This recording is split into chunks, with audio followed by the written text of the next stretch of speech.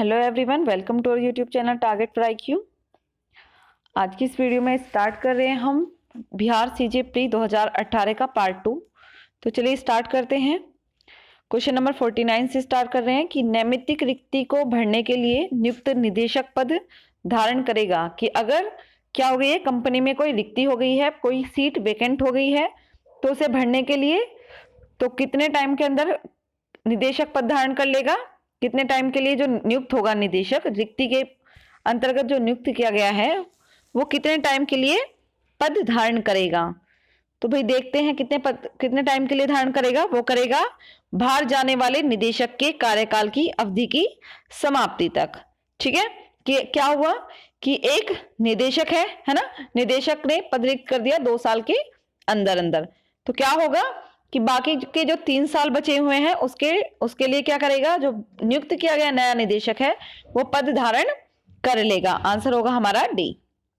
Next question है कि match the following करना है कि भाई क्वेश्चन जो केस है, केस किससे रिलेटेड है, इसका मैच करना है। तो देखते हैं, सबसे पहला केस है रॉयल ब्रिटिश बैंक बनाम टरकांड। ये वाला केस किससे रिलेटेड है, तो ये केस रिलेटेड है आंतरिक प्रबंध से। नेक्स्ट है सोलेमन बनाम सोलेमन। तो सोलेमन बनाम सोलेमन का सभी को पता होगा कि निगमित व्यक्तित्व से रिलेटेड है। नेक्स्ट है फॉस बनाम हर्बोटल। तो ये किससे रिलेटेड है, बहुमत के नियम से। और Ashbury Railway Carriage and Iron Company Limited बनाम रिचे, रिलेटेड है शक्ति बाह्य के सिद्धांत से। हमारा आंसर होगा ए।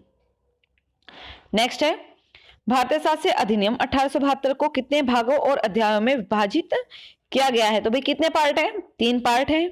धाराएं चैप्टर कितने हैं, 11 चैप्टर हैं। और सेक्शन कितने हैं, आप सभी को पता होगा कि 167 सेक्शन है। किसके अंतर्गत, इंडियन एविडेंस एक्ट के अंतर्गत।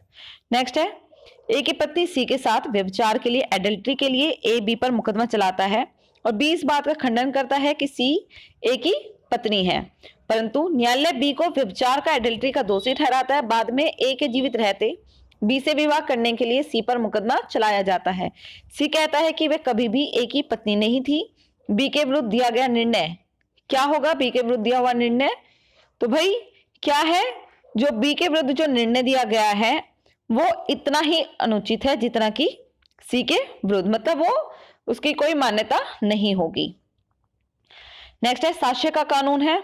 तो साक्ष्य का कानून क्या है, साक्ष्य का जो कानून है वो विशेषता दर्शाने वाला कानून है। क्या है, आंसर होगा हमारा बी, क्योंकि ये मौलिक कानून तो है नहीं, सब्सटेंसिव लॉ तो है नहीं है, क्या है, प्रोसीजरल लॉ है। नेक्स्ट है उपयुक्त हिफाजत में रखा गया इलेक्ट्रॉनिक रिकॉर्ड डिजिटल हस्ताक्षर के समान होने की धारणा को जन्म देता है, जिसे उस व्यक्ति विशेष द्वारा भारतीय शासन अधिनियम की धारा 90A के अधीन लगाया जाता है। तो ऐसा जो एविडेंस है वो कितने साल पुराना होना चाहिए, तो ये एविडेंस 5 वर्ष पुराना होना चाहिए। कौन सा वाला, इलेक्ट्रॉनिक रिकॉर्ड वाला एविडेंस। नेक्स्ट है साक्ष्य की स्वीकार्यता संबंधी अनिवार्यता का नियम को शामिल किया गया है। कहाँ, डॉक्ट्रिन ऑफ नेसेसिटी वाला जो सिद्धांत दिया गया है, कहां पर दिया गया है, सेक्शन 32 के अंतर्गत दिया गया है। कहां पर, सेक्शन 32 में। और 32 किससे रिलेटेड है, मृत्युकालीन कथन से, डाइंग डिक्लेरेशन से। नेक्स्ट है भारतीय शास्य अधिनियम की धारा 105 लागू होती है। तो कहां पर लागू होती है, आपराधिक मुकदमों पर लागू होती है, कि अगर कोई चाहता है कि मेरा मामला एक्सेप्शन के अंदर आए तो उसे वो बात प्रूव करनी होगी। नेक्स्ट है निम्नलिखित में से कौन सा मिलान सही नहीं है, तो शत्रुतापूर्ण प्रत्यक्षदर्शी किसकी बात करता है, सेक्शन 154 बात करता है हॉस्टाइल विटनेस की, है ना, शत्रुतापूर्ण प्रत्यक्षदर्शी की सही है। स्वामित्व के प्रमाण देने का दायित्व 110 में है, बिल्कुल। स्मरण शक्ति को ताजा करना 159 में है। कह रहा है व्यावसायिक संचार की बात सेक्शन 124 में नहीं की गई है। 124 किसकी बात करता है, शासकीय जो बात है उनकी बात करता है ना। निम्नलिखित में से किसके अंतर्गत सीआरपीसी से संबंधित अपराधों को वर्गीकृत किया गया है, तो कहां पर किया गया है सीआरपीसी से संबंधित अपराधों को वर्गीकृत, प्रथम अनुसूची के अंतर्गत। नेक्स्ट है निम्नलिखित में से किस धारा के अधीन गिरफ्तार किए गए किसी व्यक्ति को 24 घंटे के अंदर मजिस्ट्रेट के समक्ष पेश करना अनिवार्य होगा। तो वही कौन सा केस है जिसके अंतर्गत, कौन सा सेक्शन है जिसके अंदर ये बात कही गई है, तो सीआरपीसी का सेक्शन 57। नेक्स्ट देख लेते हैं। सीआरपीसी की धारा 167 के अधीन निम्नलिखित में से किस सजा से संबंधित अपराधों की जांच पड़ताल के दौरान मजिस्ट्रेट कुल मिलाकर 90 दिनों की अवधि के लिए हिरासत का अधिकार दे सकता है? तो ऐसे अपराध जो मृत्युदंड, उम्र कैद, कैद की सजा 10 वर्ष से कम न हो, उपयुक्त सभी। इनमें क्या होगा कि जो टोटल कस्टडी की जो अवधि होगी वो 90 दिनों तक हो सकती है, और अगर 10 वर्ष से कम है तो वहां पर क्या होगा, वहां पर 60 दिन की कस्टडी होती है। ओके, नेक्स्ट है पीड़ित शब्द को निम्नलिखित में से किसके अंतर्गत परिभाषित किया गया है? तो परिभाषित किया गया है WA के अंतर्गत। नेक्स्ट है निम्नलिखित धाराओं में से किस धारा के अधीन दंडनीय अपराध के घटित होने वाले अपराध की जानकारी रखने वाले किसी व्यक्ति के लिए अनिवार्य है कि वह इसकी सूचना निकटतम मजिस्ट्रेट अथवा पुलिस अधिकारी को दे दे? तो कौन से सेक्शन की बात करता है ये? तो ये बात करता है भाई सेक्शन 302, है ना। भारतीय दंड संहिता की धारा 302 में अगर कोई अपराध की जानकारी कोई व्यक्ति रखता है तो उसका ये लायबिलिटी होगी कि वो उसकी जानकारी किसको दे दे? निकटतम मजिस्ट्रेट अथवा पुलिस अधिकारी को दे दे। नेक्स्ट है निम्नलिखित में से किस व्याख्या के आधार पर किसी मुकदमे का फैसला उन व्यक्ति के विरुद्ध रेस जुडिकाटा के रूप में लागू हो सकता है जिनका नाम उस मुकदमे में विशेष रूप से शामिल ना हो? तो कहां पर बताया गया कि भाई जो हितबंदी होंगे, है ना, तो हितबंदी भी सम्मिलित कर लिए जाएंगे। तो सीआरपीसी की धारा सीपीसी की धारा 11 की व्याख्या 6 में, और 7 किससे रिलेटेड है कि एग्जीक्यूशन पर भी रेस जुडिकाटा की कार्रवाई लागू की जाती है। नेक्स्ट है किसी ऐसे व्यक्ति पर जिसे सीपीसी की धारा 30B के अधीन गवाही देने अथवा दस्तावेज पेश करने का निर्देश दिया गया है तो न्यायालय से अनुपस्थित रहने पर धारा 32C के तहत जुर्माना लगाया जा सकता है। जुर्माना कितना होगा? 5,000 रुपए से अनधिक का जुर्माना लगाया जा सकता है। आंसर होगा हमारा सी। नेक्स्ट है निम्नलिखित में से किसके अधीन रिसीवर को नियुक्ति की प्रक्रिया दी गई है? तो भाई कहां पर दी गई है? जो ऑर्डर 40 है ना, ऑर्डर 40 के अंतर्गत रिसीवर की नियुक्ति के बारे में प्रावधान किया गया है। नेक्स्ट है प्रतिवादियों को वैकल्पिक समन भेजने के बारे में प्रावधान निम्नलिखित में से कहां पर दिए गए हैं? तो प्रतिवादियों को वैकल्पिक समन का प्रावधान कहां पर है भाई? आदेश 5 सीपीसी का नियम 20 के अंतर्गत।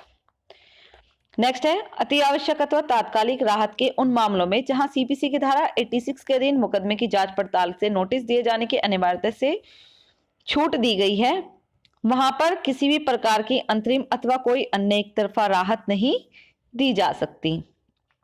नेक्स्ट है अंतरराष्ट्रीय व्यापारिक मध्यस्थता के मामले में मध्यस्थ की नियुक्ति किसके द्वारा की जाती है? तो ये कौन सा क्वेश्चन है? क्वेश्चन है भाई आर्बिट्रेशन का, कि अगर अंतरराष्ट्रीय व्यापारिक मध्यस्थता है तो वहां पर मामले में मध्यस्थ की नियुक्ति कौन करेगा? तो या तो कौन करेगा, या तो समपक्षकार करेंगे, है ना, या फिर भारत का मुख्य न्यायाधीश करेगा, ए या सी दोनों। नेक्स्ट है मध्यस्थता एवं समझौता संशोधन अधिनियम 2015 कब अमल में आया? तो यह आया था 23 अक्टूबर 2015 से। नेक्स्ट है लघु उद्देश्य पर पुनर्विचार, लघु उद्देश्य पर आधारित अदालतों के फैसले या आदेशों पर पुनर्विचार किया जा सकता है। तो पुनर्विचार कौन करेगा भाई? वो कर सकता है उच्च न्यायालय। नेक्स्ट है अनुच्छेद 51A में खंड के किसके द्वारा जोड़ा गया था? तो 86वां जब संविधान संशोधन अधिनियम 2002 के द्वारा क्या जोड़ा गया? 51A में जो कर्तव्य है, 11वां कर्तव्य, उसे जोड़ा गया था। नेक्स्ट निम्नलिखित में से किस मामले में स्वतंत्र एवं निष्पक्ष चुनाव भारतीय संविधान की मूल संरचना के रूप में पहचाना जाता है? तो कौन से केस में बात की गई है? इंदिरा गांधी बनाम राजनारायण के केस में। नेक्स्ट है निम्नलिखित में से किस मामला, कौन सा मामला पृथक्करण के सिद्धांत से संबंधित नहीं है? तो कौन सा केस जो है वो पृथक्करण के सिद्धांत से संबंधित नहीं है? मिनर्वा मिल्स बनाम भारत संघ का केस। नेक्स्ट है संसद को राज्य सूची में किसी मामले के संबंध में कानून बनाने की शक्ति है बशर्ते कि मामला कौन सा हो? मामला राष्ट्रीय हित में होना चाहिए। ओके, नेक्स्ट देख लेते हैं।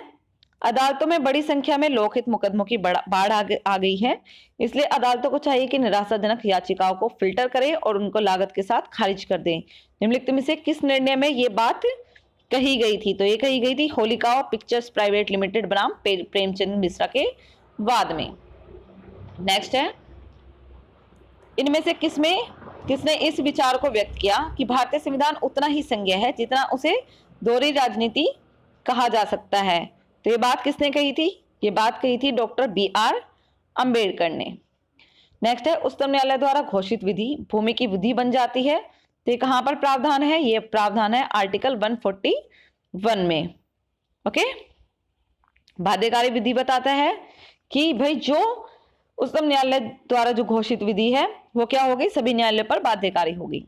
नेक्स्ट है भारत के राष्ट्रपति को अध्यादेश जारी करने की शक्ति है। तो अध्यादेश जारी करने की शक्ति कैसी शक्ति होती है? राष्ट्रपति की विधायी शक्ति होती है। नेक्स्ट है पहली ही अवस्था में राष्ट्रपति किस अवधि के लिए वित्तीय आपातकाल की घोषणा कर सकते हैं? तो कितने दिन के लिए कर सकते हैं? तो वो कर सकते हैं भाई 2 महीने के लिए। नेक्स्ट है निम्नलिखित में से किस ऐतिहासिक निर्णय में गोपनीयता के अधिकार को एक मौलिक अधिकार घोषित किया गया था? तो कौन सा केस था जिसमें मौलिकता एकांतता के अधिकार को मौलिक अधिकार घोषित किया गया था? गोपनीयता के अधिकार को। तो ये केस था न्यायमूर्ति KS पुट्टास्वामी बनाम भारत संघ। नेक्स्ट है निम्नलिखित निर्णयों में से किसमें उच्चतम न्यायालय ने 3 तलाक को असंवैधानिक बताया? तो सायरा बानो बनाम भारत संघ और गुलशन परवीन बनाम भारत संघ, इन दोनों ही केसों में क्या बताया गया कि 3 तलाक मतलब तलाकुल बिद्दत असंवैधानिक है। नेक्स्ट है निम्नलिखित में से किसे भारतीय संविधान की प्रस्तावना में स्थान नहीं मिला है? तो किसे नहीं मिला है? विचार और अभिव्यक्ति की स्वतंत्रता को, सभी के लिए आर्थिक न्याय को, सभी के लिए शिक्षा को, व्यक्ति की विनम्रता को। तो किसको नहीं मिला है भाई? सभी के लिए शिक्षा को नहीं मिला है। नेक्स्ट है प्रोफेसर केसी हियर के अनुसार भारतीय संविधान क्या है? तो केसी हियर क्या कहते हैं? केसी हियर कहते हैं कि जो भारतीय संविधान है वो कैसा संविधान है? वो अर्ध संघीय है। ठीक है।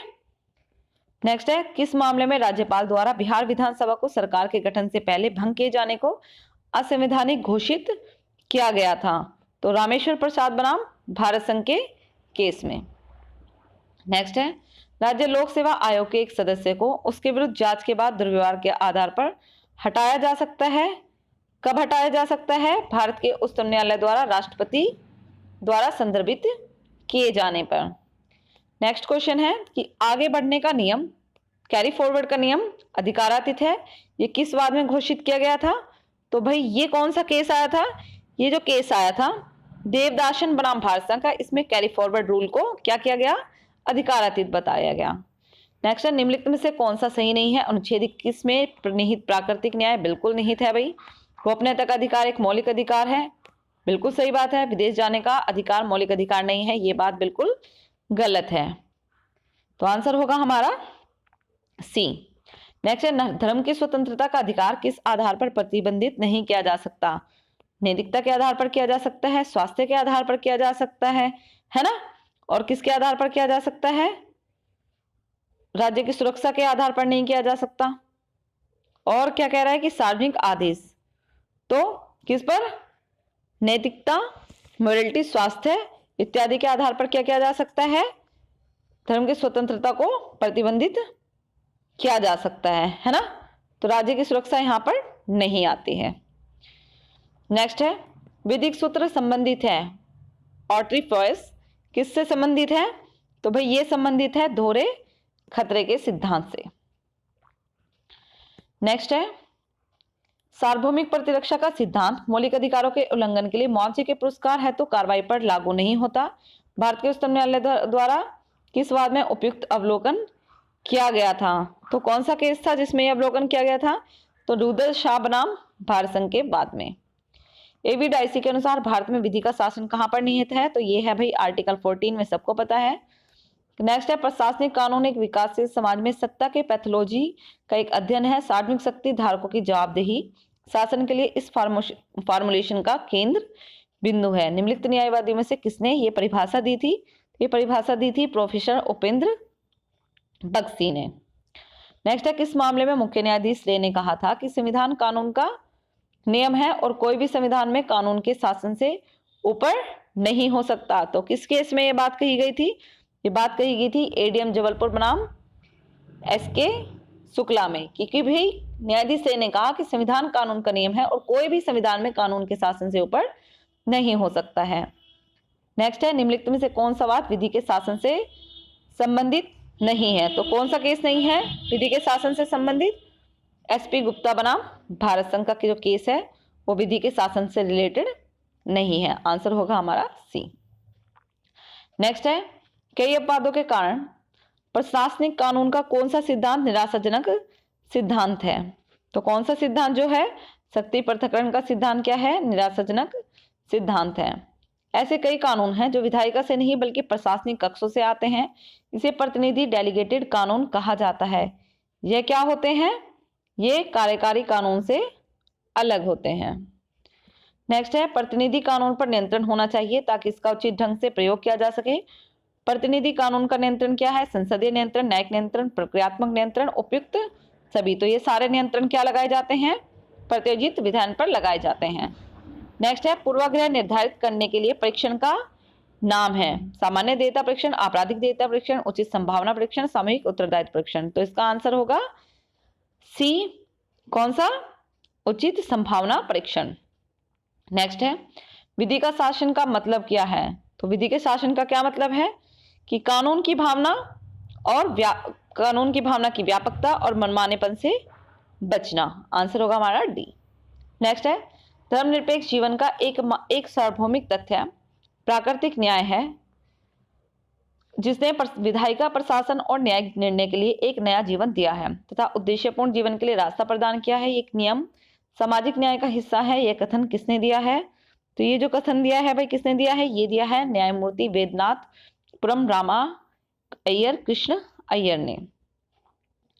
नेक्स्ट देख लेते हैं, भारत में प्रशासनिक कार्यों को नियंत्रित करने के लिए न्यायालय द्वारा निम्नलिखित में से कौन सा सिद्धांत विकसित किया गया है? तो कौन सा सिद्धांत विकसित किया गया है? ये किया गया है प्रॉमिसरी एस्टॉपल और न्यायिक उम्मीदों के सिद्धांत, और शक्ति पृथक्करण, न्यायिक सक्रियता और विधि के शासन का सिद्धांत, उपयुक्त दोनों। नेक्स्ट है, परमादेश मैंडेमस की रिट किसके विरुद्ध नहीं हो सकती? तो जो परमादेश मैंडेमस की रिट है वो किसके विरुद्ध नहीं जारी की जा सकती?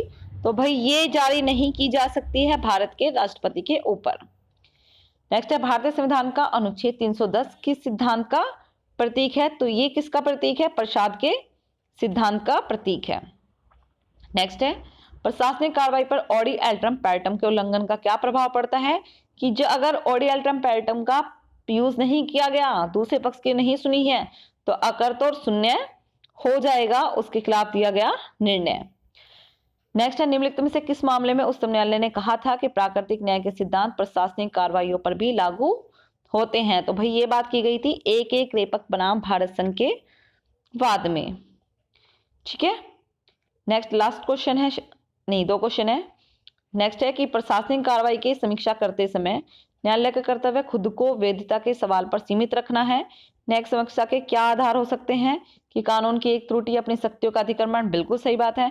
प्राकृतिक न्याय का उल्लंघन या बिना किसी कारण के दिया गया निर्णय, तो उपयुक्त दोनों।